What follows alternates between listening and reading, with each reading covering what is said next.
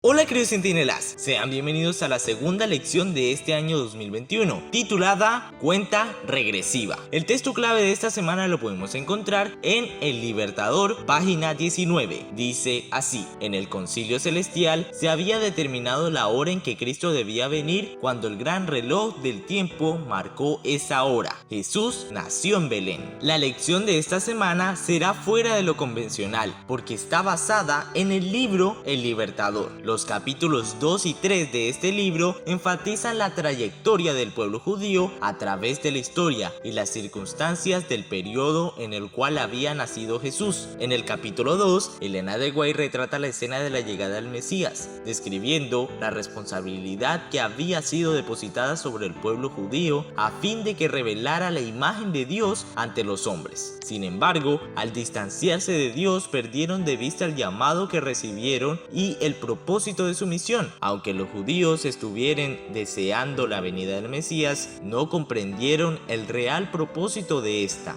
En la época en la cual vino el Mesías, el pueblo judío estaba ansioso por ser liberado de las manos de los romanos y no por la redención de sus pecados. En el capítulo 3 enfatiza las circunstancias en la ocasión en la cual Dios consideró conveniente enviar a su Hijo y destacar el hecho de que el Mesías llegó precisamente en el tiempo en que había sido predeterminado por Dios. Una mirada histórica hacia el desenvolvimiento de los judíos como el pueblo escogido de Dios y un análisis del tiempo en que Jesús había nacido nos llevan a reflexionar acerca de las circunstancias del mundo de la actualidad y el papel que tienen los adventistas del séptimo día a fin de revelar a Jesús ante los demás. Cuando consideramos el regreso de Jesús, las palabras de Elena de White nos recuerdan: así como las estrellas que atraviesan el cielo en su camino predeterminado, los planes de Dios no conocen adelantamientos ni tardanzas. En el estudio de hoy se destacarán algunos textos del libro El Libertador, capítulos 2 y 3. Lee con atención y observa la condición en que se encontraban los judíos antes de la venida de Jesús. Durante más de 1000 años los judíos habían esperado la venida del Salvador y sin embargo, cuando vino no lo conocieron. Sin embargo, Dios había elegido a Israel, lo había llamado para conservar entre los hombres el conocimiento de su ley, así como los símbolos y las profecías que señalaban al Salvador. Deseaba que ellos fueran como una fuente de salvación para el mundo, pero los israelitas cifraron sus esperanzas en la grandeza mundanal. Desde el tiempo en que entraron en la tierra de Canaán, se apartaron de los mandamientos de Dios y siguieron los caminos de los paganos. En vano,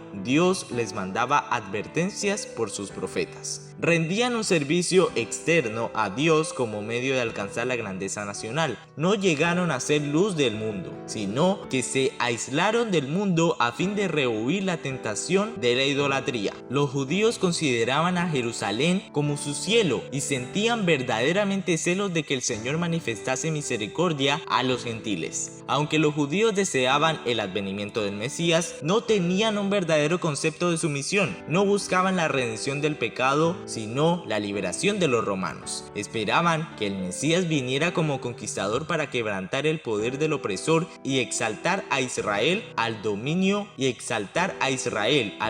universal. Así se iban preparando para rechazar al Salvador. El pueblo, a quien Dios había llamado para ser columna y base de la verdad, había llegado a ser representante de Satanás. Hacía la obra que éste deseaba que hiciese y seguía con una conducta que representaba falsamente el carácter de Dios y lo hacía considerar por el mundo como un tirano. Jesús vino para restaurar en nosotros la imagen de nuestro Creador. En la actualidad, ¿en qué cuestiones somos semejantes a estas personas? Y ahora vamos a entrar al espacio favorito de todos, los datos curiosos de la lección número 2, para ver si lo sabías o no. Número 1. La Biblia contiene muchas profecías relativas al Mesías y específicamente acerca de su primera y segunda venida. La primera profecía se encuentra en Génesis 3:15, que dice: y pondré enemistad entre ti y la mujer, y entre tu simiente y la simiente suya, y esta te herirá en la cabeza, y tú le herirás en el calcañar. Número Número 2. Esta profecía no solamente nos habla acerca de la guerra de Satanás contra la iglesia, sino también al respecto de la destrucción de Satanás después del sufrimiento que aquel le infringe a Cristo. En la cruz, Jesús definitivamente destruyó la cabeza de la serpiente. Número 3. Adán y Eva creían que su primer hijo sería el Mesías. Número 4. Cada parte del ritual del templo apuntaba hacia el ministerio de Cristo y ejemplificaba el plan de redención. Número 5. El enemigo preparó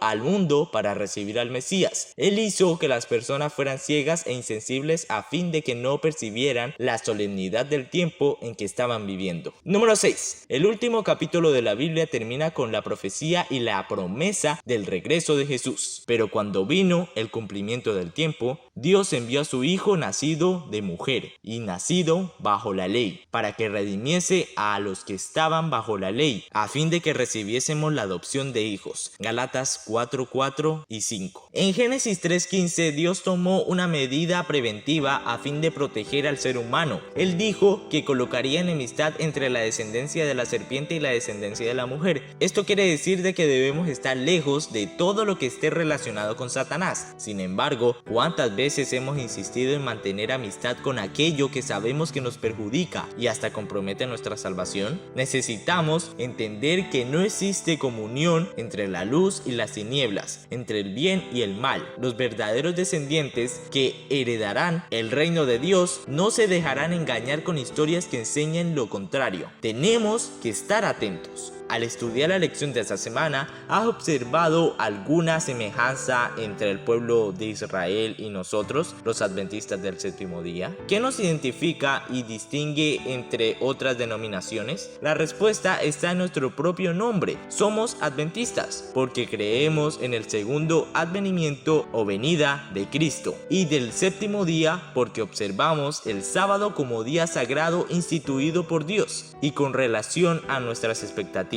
acerca de la venida de Jesús, ¿estamos viviendo como si ese evento fuera a ocurrir a la brevedad? ¿Soñamos con el día en el cual veremos al Salvador regresando en las nubes del cielo? ¿O a veces deseas que Él se demore un poco más a fin de que puedas realizar algunas cosas, tales como aprender a manejar, graduarte en la universidad, casarte y construir una familia? Resulta natural tener sueños y desear hacer planes para vivir de la mejor manera posible aquí. No podemos olvidar que lo mejor todavía está por venir. Reflexiona acerca de la misión que nos confió Dios. En 1 de Pedro 2:9 se nos llama la generación escogida, real sacerdocio, nación santa, pueblo exclusivo de Dios, para que anunciéis las virtudes de aquel que os llamó de las tinieblas a la luz admirable. Esta sí que es una noble misión. Y que no se te olvide, lee los capítulos 2 y 3 del libro El Libertador. Y nos veremos en una próxima lección, Centinelas.